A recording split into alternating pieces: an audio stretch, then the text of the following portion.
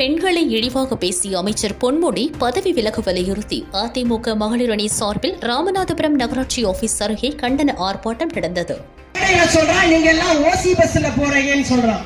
நமது சிங்க தலைவி புரட்சி தலைவி அம்மாவோட எல்லா நலத்திட்டங்களுக்கும் அழகா சொல்லுவாங்க. அம்மா விலையில்லா பொருட்கள் இலவசம் என்ற வார்த்தையை கூட பிரயோகப்படுத்த கூடாது என்று சொல்லி விலையில்லா பொருட்கள் என்றுதான் புரட்சி தலைவி அம்மா அவர்கள் சொல்வார்கள். ஆனால் இந்த திராவிட முன்னேற்ற கழகம் அறிவித்த அத்தனை திட்டங்களையும் பெண்களுக்காக நாங்கள் நல்லது செய்கிறோம் என்று சொல்லிவிட்டு மேடை தோறும் ஓசி பஸ்ல போறீங்க, 1000 ரூபாய் கொடுக்கிறோம், அந்த 1000 ரூபாய்ல தானே பழிச்சுன்னு வரீங்கன்னு துரைமுருகனோட பையன் கதிரானந்த் எம்பி பேசினார்.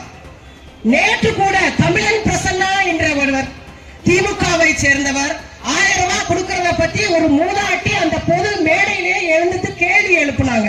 அந்த மூதாட்டிட்ட மிரட்டும் தோணியில் அந்த 1000 ரூபாயும் கிடைக்க விடாம பண்ணிருவேன்னு சொல்றான். இதுதான் திமுகவின் லட்சணம்.